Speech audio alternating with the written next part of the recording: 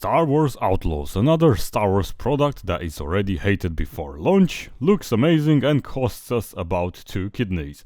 A game that has a lot of promise, a cute pet, a badass droid, and last but not least, the chance to disappear from your library after 4 years. Today we will be talking about the next AAA Star Wars game, its huge potential and issues, why should you buy it, and how big corporations listen to their wallets instead of their clients. My trick's gonna work on me, only money! Greetings ladies and troopers, as we all know, Star Wars Outlaws is set to come out soon, and surprisingly it managed to piss off a lot of people by simply announcing that the game will soon exist. Apart from huge prices, there is actually cool stuff in the game. There will be seamless space-to-ground transitions, amazing combat, a reputation system that changes according to how you interact with different factions, a wanted level similar to the one in GTA, unexpected cameos, and other features. We will discuss all these in a minute, but for now, let's see what went wrong so far. As if it wasn't enough for one greedy company to mess one of our favorite Star Wars game, now it's time for another one to maybe do the same. This is getting out of hand. Now there are 2 of them. And the main oopsie is that the game price has been set so high so that it forces people into considering the Ubisoft Plus subscription worth 18 euros per month. Ubisoft has been going through a rough period financially, at least according to their expectation for last year, and that translates through poor financial planning and the fact that many big companies hired too many people in the last years only to be hit in the face by inflation. That has determined companies like EA and Epic Games to lay off a lot of their employees, resulting in rushed games or even abandoning them for good.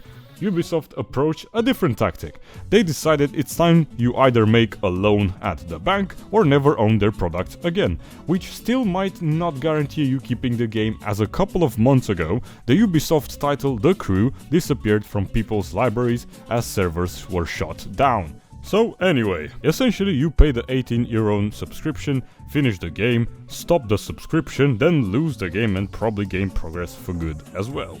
Or you finish the game and then forget the subscription on for years, losing hundreds of dollars. Oh no!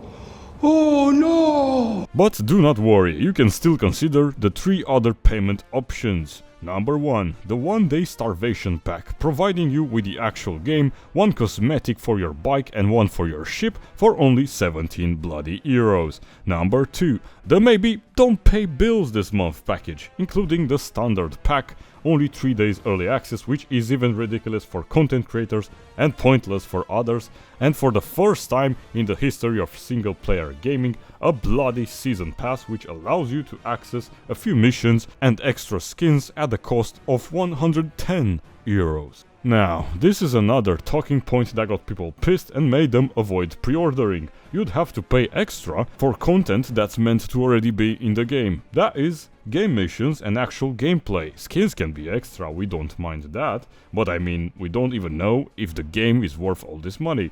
And this is a question that we will address in a bit, but sit tight, this is getting better with option number 3 for the price of Jedi Fallen Order and Survivor combined, plus a pack of cigarettes. You get all the content mentioned in option 2, 2 more cosmetic bundles, and last but not least, some PDF file digital art book that you'll still have 5 years from now when the game will go poof from your PC. I mean, for this kind of money, you'd expect at least some physical gift like a toy blaster or plush toy or whatever, but again, these prices are only meant to force you into option number 4, and that is subscribing to Ubisoft Plus for all the mentioned content, plus access to 100 PC games.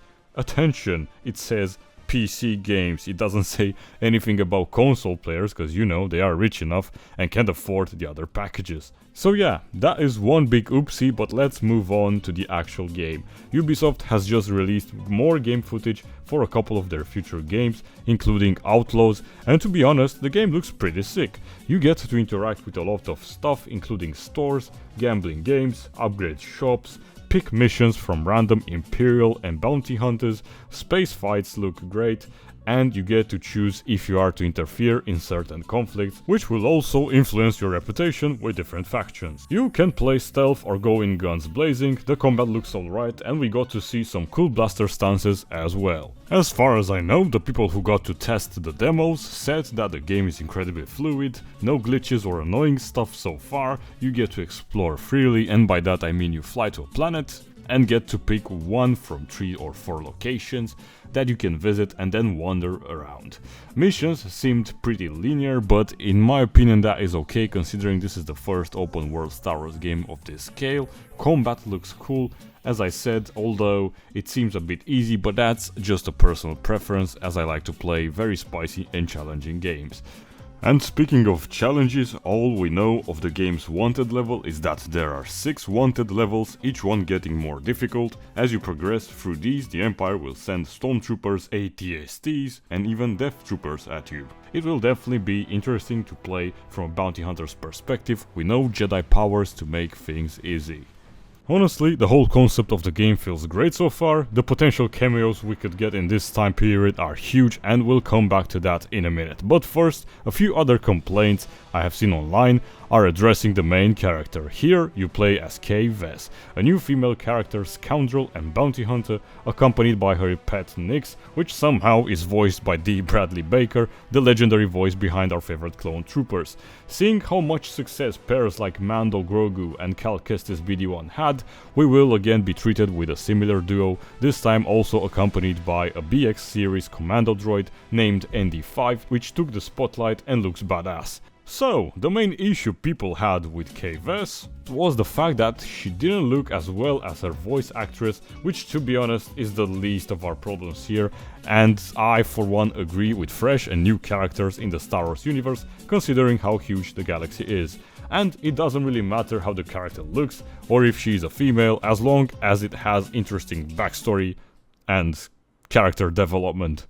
Also, let's be honest, we'll mod the crap out of this game at some point. But I must say that a better idea would have probably been character customization. I have been doing polls and lately realized that what people want from a Star Wars game is to create their own persona, just like in Star Wars The Old Republic. Have a cosmetic custom system that allows you to choose how your character looks and acts, which would also benefit the company making the game, as people will be more invested into purchasing or spending more time for a certain equipment, clothes and armor. The fact that this open world game doesn't have that makes it feel a bit incomplete, as the one thing people have been craving about lately is an open world Star Wars game in which you choose if you are a trooper, bounty hunter, Jedi, Sith and so on. And now, let's discuss the potential cameos we could have during the main story of this game. The game takes place 3 years after the Battle of Yavin, so essentially the Empire is very focused on fighting the rebellion and the underworld is thriving. It has been confirmed that Lady Kira and the Crimson Dawn will be present, the Pikes, Hutts and other factions as well. If you are bold enough to spend 110 euros, then you'll also see Jabba the Hutt and Han Solo in Carbonite. But what about other bounty hunters, Jedi and troopers? Well, nothing is confirmed, but we could see Boba Fett, Fennec Shand, Cad Bane, perhaps even an older Omega from the Bad Batch, Sabine, Hera and many others. My personal hope is that we get to find and interact with the notorious pirate Hondo Ohnaka, who deserves a cameo in this, and do some space plundering perhaps, maybe steal a huge amount of credits or contraband, only to get scammed at the end. That would be brilliant. Even so, will this game be worth all this money? We're not sure that it even has that much content, as we've seen loads of rushed games in the last years. There's also the problem of people not buying the game enough, and we could end up having another Star Wars Battlefront 2 situation where the publishers would force the developers, in this case Massive Entertainment, to give up on the game.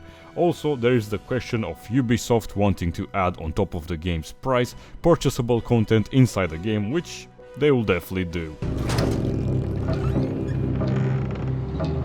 You wanna watch me have a wank? It'll cost you a tenner. I am really concerned that once again a brilliant game made by talented people will end up in the bin because of corporate greed, but who knows, perhaps the game will be so good that it will attract people into buying it. I for one have pre-ordered it so you don't have to, and will be posting as much content as possible on the release date. Even with the latest gaming controversies, Disney's failures and Anakin blowing up the Death Star, I am still confident this will be an amazing looking game with fresh mechanics that we will enjoy. Anyway, let me know your thoughts on the game so far. Do you consider buying it? What would you change about it? Or what type of Star Wars game would you have instead? I have seen a lot of people asking for Battlefront 3, which I have covered in a different video. There were also remake requests for Republic Commando, Jedi Academy and Empire at War. So let me know down in the comments what a perfect Star Wars game looks like for you.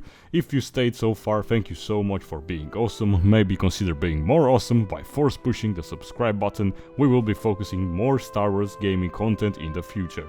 More Battlefront 2 mods and plenty of other cool stuff. That being said, thanks again for watching, have an amazing week and may the force be with you always.